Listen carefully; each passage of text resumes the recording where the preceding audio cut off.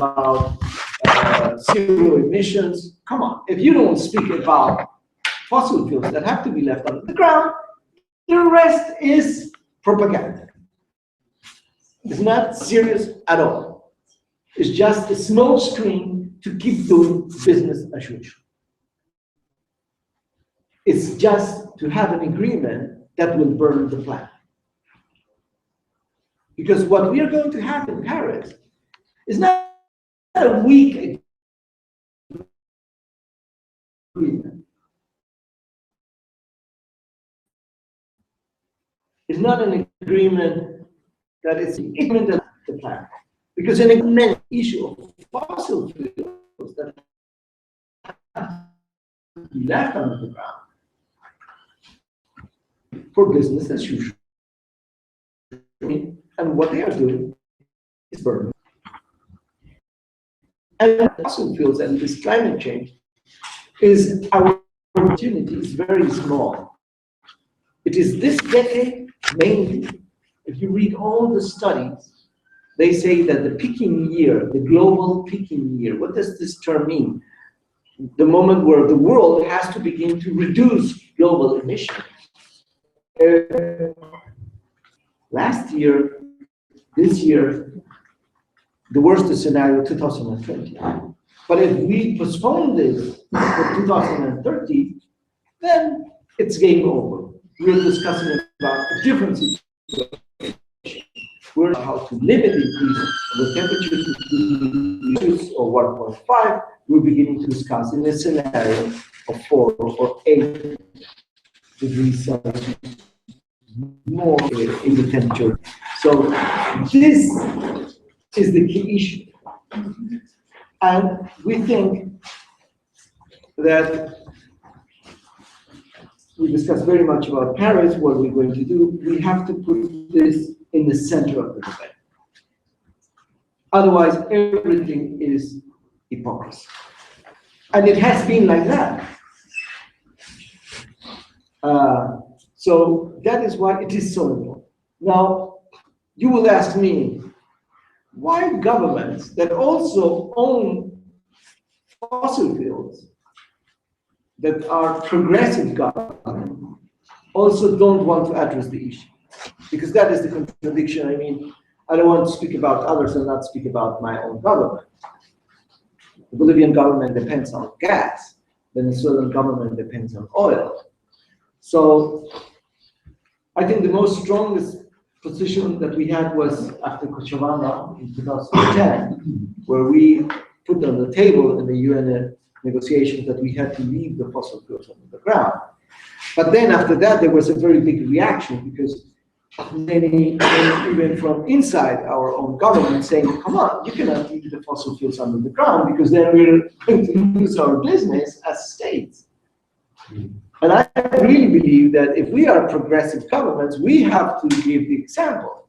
That doesn't mean that we're going to shut down our economy from fossil fuels tomorrow in 100%, but we have to have a transition program to leave those fossil fuels. And this has not happened. If you compare ALBA countries, for example, between Copenhagen and Cancun, in Copenhagen, all the other countries rejected. In Cancun, it was the same agreement that in Copenhagen, but not all other countries rejected. It was only Bolivia. And one of the key issues was this issue. What does it mean for economy? And now, no one wants to put, even from progressive governments, on the table of the negotiation, the issue of fossil. Why does this happen? Because the logic of power is as powerful as the logic of capital. You want to stay in power, you want to get money as soon as possible in order to do some social program that will allow you to be re-elected in the coming election. Where are you going to get that money as soon as possible? You're going to get it out of extractive industries. One of those industries is fossil fuels. Therefore, you have this trajectory that instead of decreasing our fossil fuel extraction in the so-called progressive government, we have,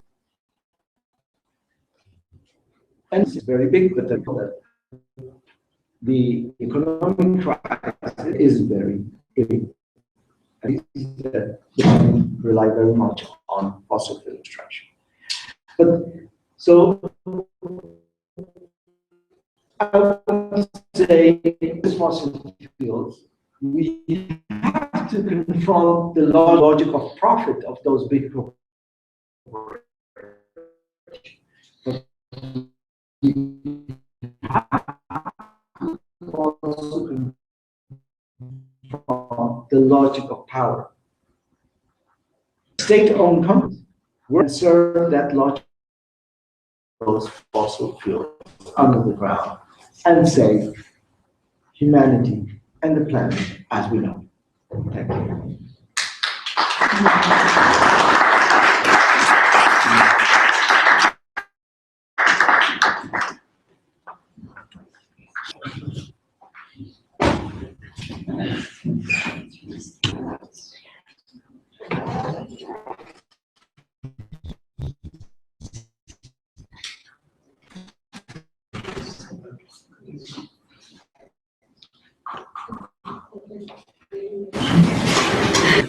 Okay, thank you very much. A global perspective, we're going to go to a local struggle.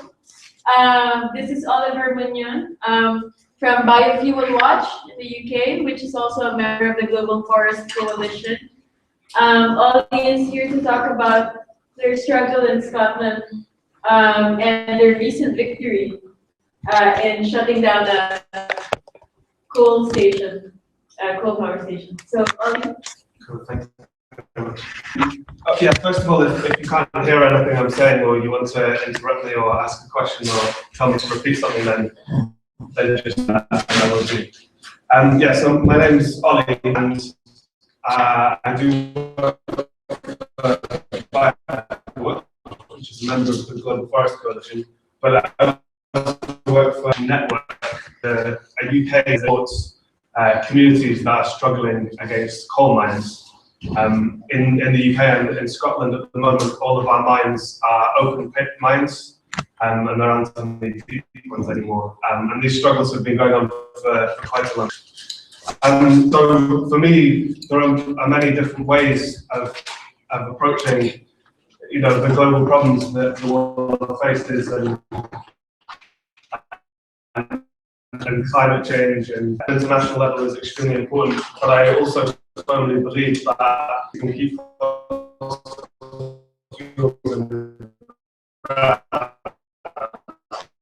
and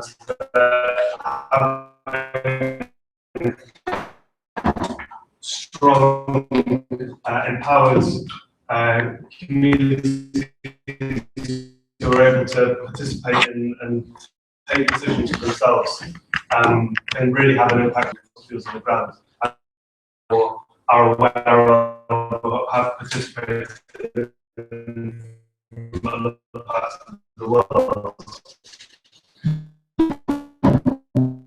I also think that Scotland, where I live and where I've lived, is an interesting example to look at.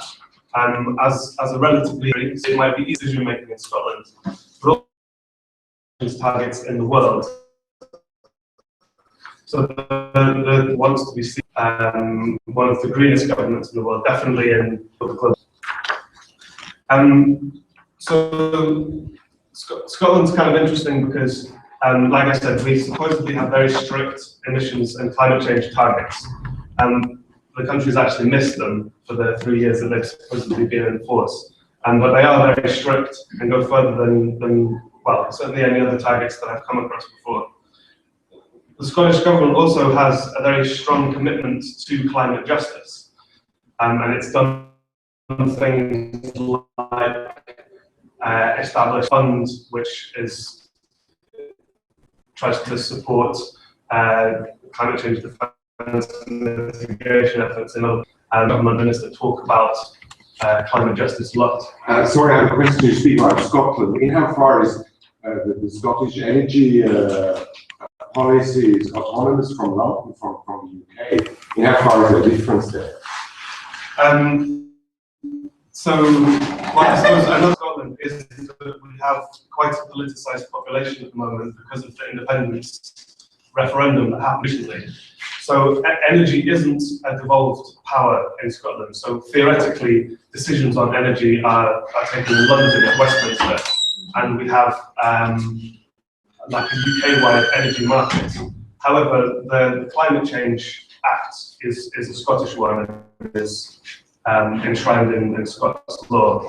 And because of the fact that planning decisions are made on a local level, Scotland pretty well over its own to a large extent. So I don't know, maybe it's halfway there. At least they have a lot of powers that could make differences. I think, because the Scottish government has the power to say yes or no to different projects. And so we've got the good targets.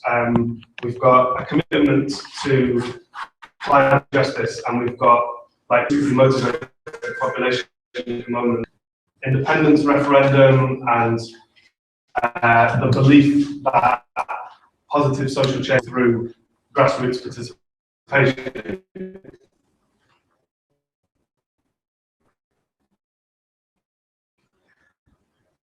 On the other hand, though, the main pillar reference campaign, the pro-independence campaign, was that the Scottish on its oil and gas. And the premise was Scotland then all of the remaining oil and gas in the North Sea. And it was very, very difficult to say anything in opposition to that. Almost impossible, actually, because it was almost like political suicide to say, no, we'll leave the oil and gas in the ground, autonomous for us. The only way it can work is if we extract it all. Government is saying climate justice globally is really important, we have to reduce emissions. It's also saying we're going to extract and burn all of our remaining fossil fuels, which are a lot. Another slightly more anecdotal thing, perhaps, is that the coal industry in Scotland, the mining industry, collapsed recently, which was a great victory for many communities who fought against the impacts of it for many years. However, the Scottish energy minister did try and save the industry, and still does to this day. Another good piece of news, 2 days ago, it was announced that the last coal-fired power station in Scotland, which is actually the second and one of the most polluting in the whole of Europe, the operators announced that it would close, which is great news because this is also something painful for a long time. Campaigns, there's no power station, but likewise, if there's no power station, there's no mines. So these are really important victories.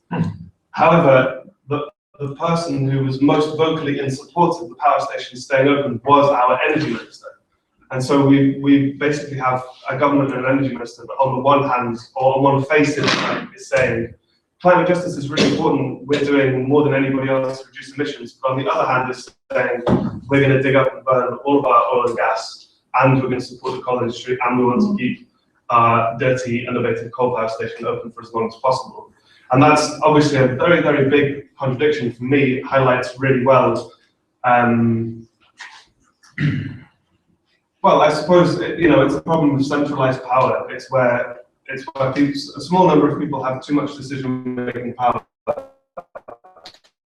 and they don't have the interests of the people of the planet, in their minds. So Scotland, being a small country, would be possible to make that kind of difference, and really be able to push a message of leaving fossil fuels in the ground. But in actual fact, it's proved to be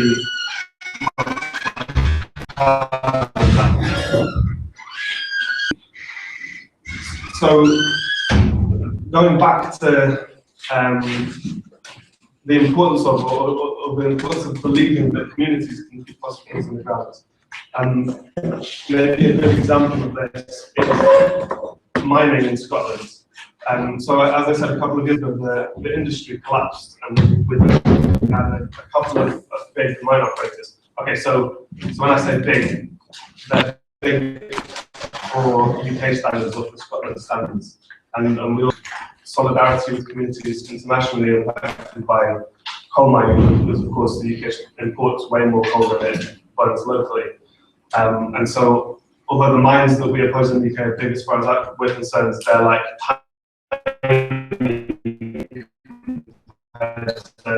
the Sellafield mine or Mountain in the US.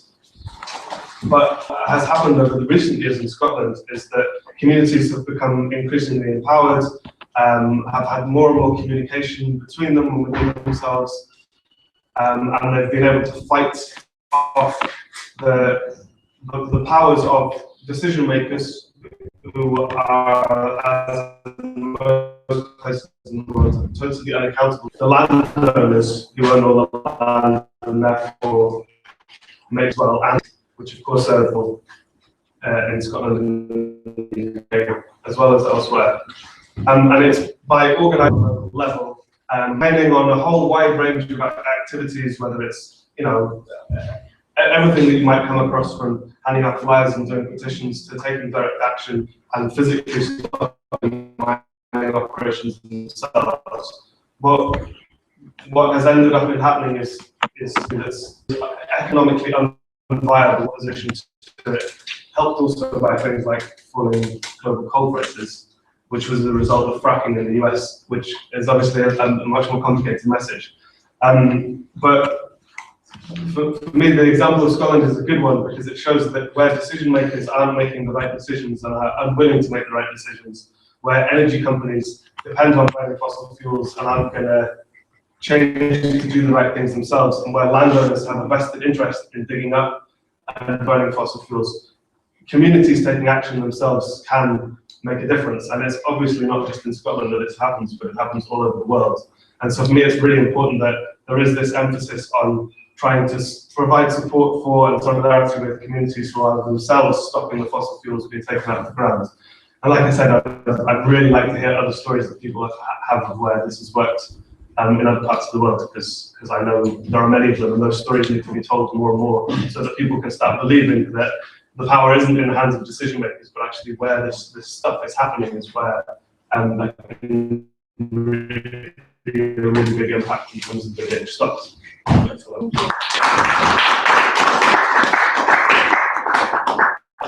Thank you very much, Ollie. And now we're gonna come to the main issue of fossil fuels, but also the struggles in Nigeria. And we have here Nemo Bassey, who has been involved in the struggle against fossil fuels for many years, and is the executive director of the Health of Mother Earth Foundation in Nigeria. He's also here representing Oil Watch International. Nemo, as well, a few years ago, received the Alternative Nobel Prize for his work on the struggle in the struggle against fossil fuels. So we're here to hear from Nemo. Thank you so much, Mary. Good afternoon, brothers and sisters. Good afternoon, in-laws and outlaws. All right. I think Pablo and the framework for the entire, I'll just say a few things, but I spent some time preparing a PowerPoint, so I just turned the computer for you. At least you see, you can put it on the screen, but you can see a few things. Look only at the pictures, not on the writings, because the writings may be too tiny. Now, the starting point I would like to make is the fact that the places where these resources are found, the natural resources, fossil fuels are found, seen mostly only as storehouses of materials. And when you see the place as a storehouse for materials, and you don't value the location or the people who live there, all you want to do is to grab what is there.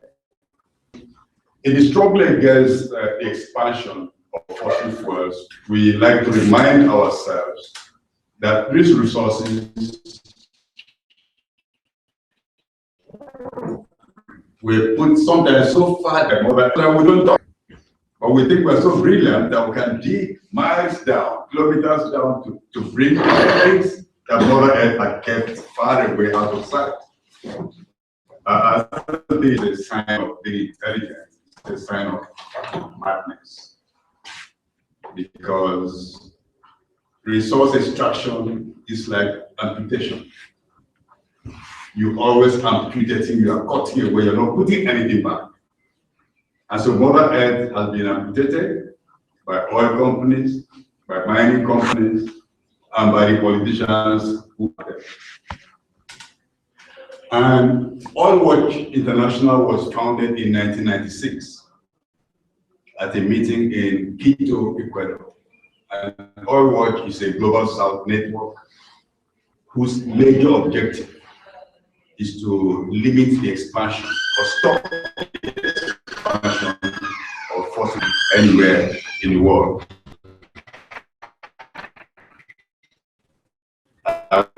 We've been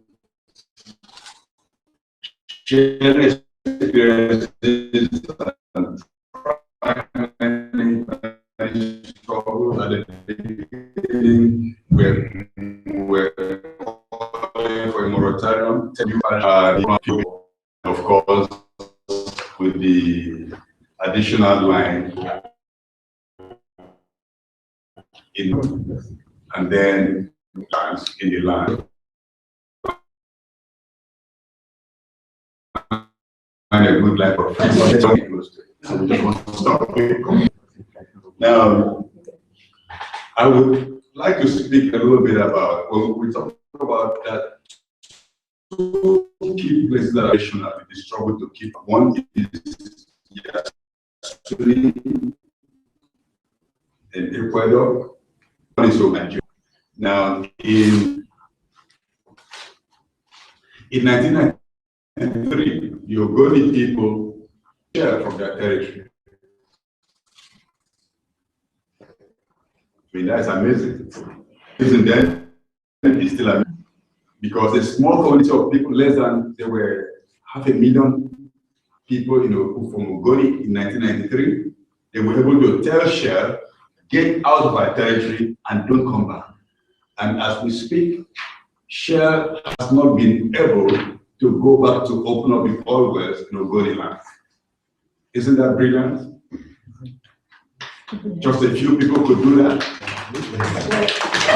And Nigeria was under military rule when that happened. So even the military occupied Ogoni land, they killed a lot of people.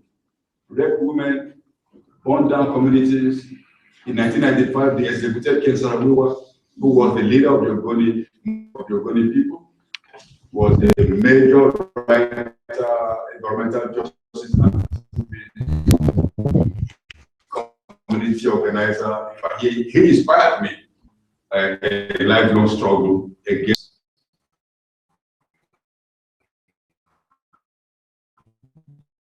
He was executed 20 years ago, his anniversary. And we like to now, Ogoni oil from our territory does not stop it because there are pipelines from other areas across Ogoni land, and there's still pollution going on. And you must have heard the struggle in courts in London, in the US, asking for justice to the Ogoni people, and some victories that were won in the court also. And I would say the greatest victory has been keeping oil operations out of Ogoni land. Now, in 2007, President Correa of Ecuador said, and I quote, "I think oil has brought us more bad than good. We need to do something about it." This was said by President Correa of Ecuador in 2007. And the proposal was that oil in Yasuni is it's like I've been privileged to visit Yasuni, but it's a place that has such a spiritual, it's a very unique biosphere with deep biodiversity.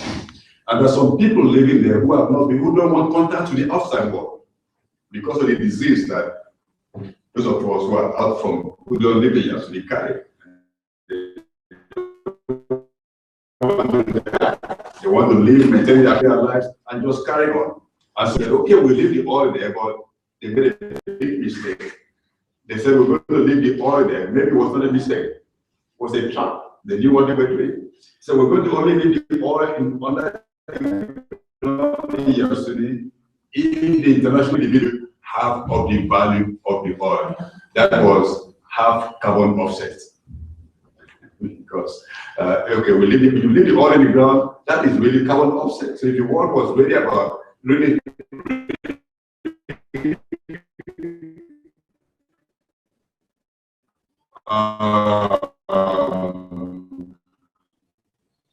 really keen on carbon mechanism, I mean market, all the fossil fuels offset off the ground, but it's not the intention. Offsetting is just a way of market environmentalism to keep on destroying the environment and make a profit from it at the same time. Now, President Korea said, no, we haven't got enough money from the international community, so we're going to begin to drill oil from Ogoni, from Yasuni. Of course, the people of Ecuador, social movements, the indigenous people, they said no, and they forced the government to organize a referendum. They got signatures for a referendum to be called on that issue. Millions of signatures, and the government invalidated more than half of the signatures, which was a clever political move to nullify the will of. And so now through Amazonas is getting ready to begin drilling in Yasuni.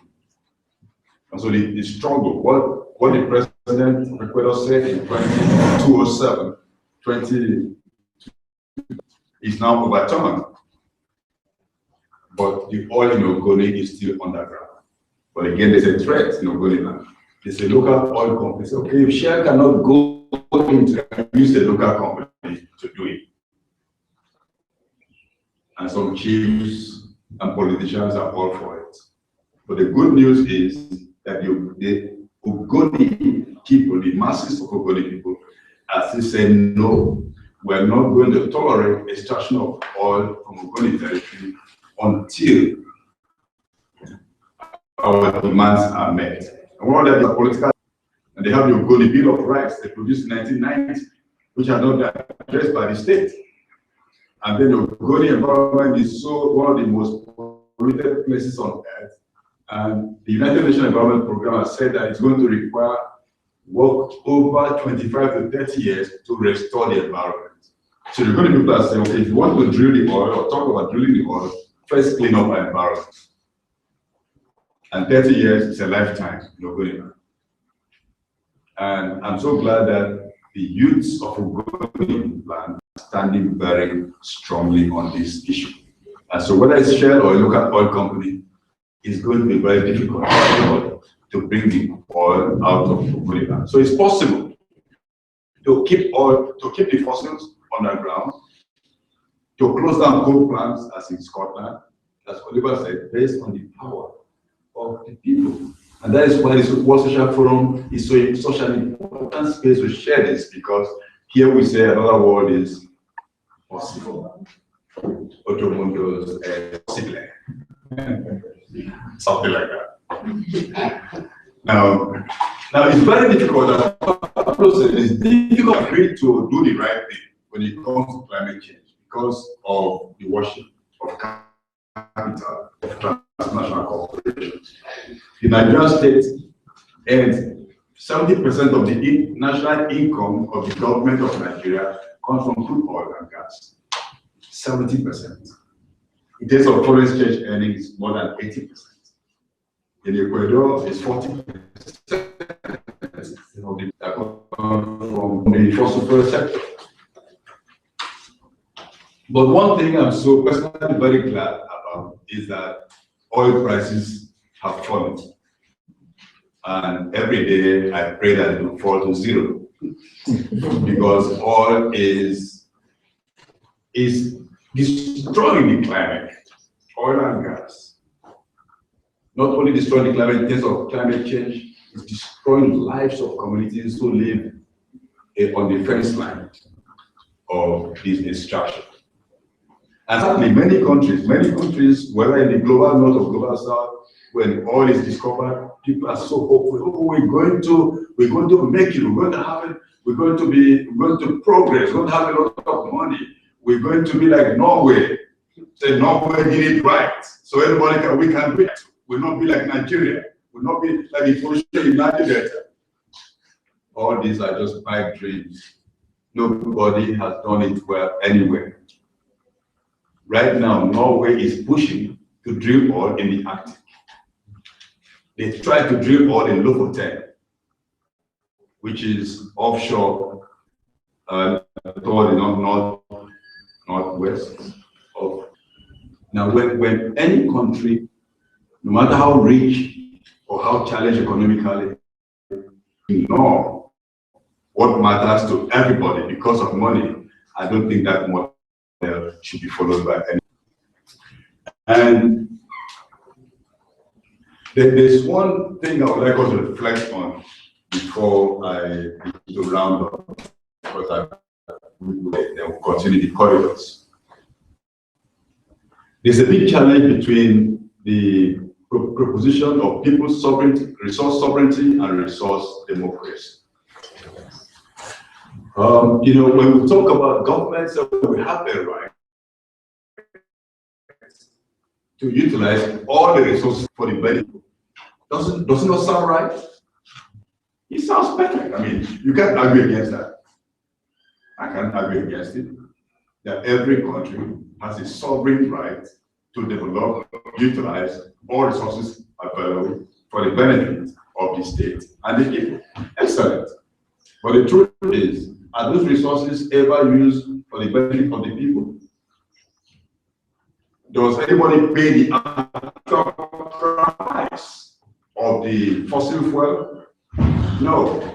If we were paying the real price for the fossil fuel, nobody would use fossil fuel. The real cost is and to the planet.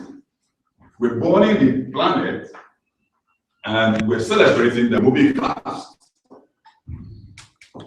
I think this is why it's so source, not just in the climate space, not just in the negotiation for climate or climate change, to remind ourselves and policymakers that this is a matter of life.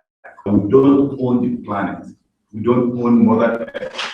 Mother Earth owns every being, both human and other beings.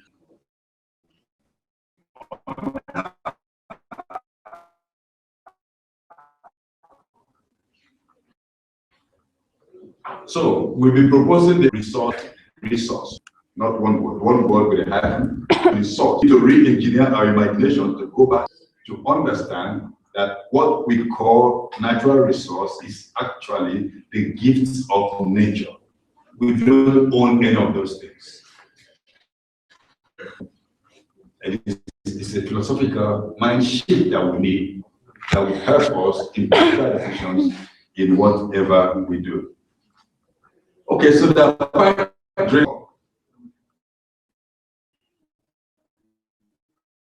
and we see the wars, whether we accept it or not. The conflicts. I know you like me to talk about Boko Haram, but I will not talk about Boko Haram. That is also partially a climate conflict, and I think I may mention it shortly. But you see, why it's important to talk about this pipe dream is the fact that if you're permitted to talk about Africa, almost everywhere, oil and gas, all around the continent, and everybody doing better than them. And where it has started, I've seen personally that they are right on track to do worse than United Delta. In Uganda, on the map, right by the side, right under the lake.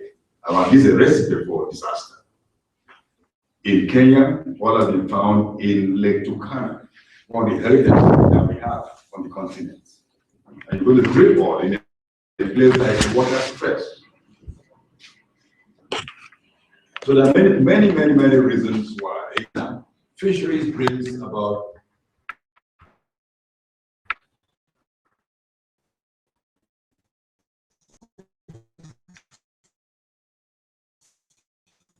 $1 billion US to the economy every year. Oil prices were good.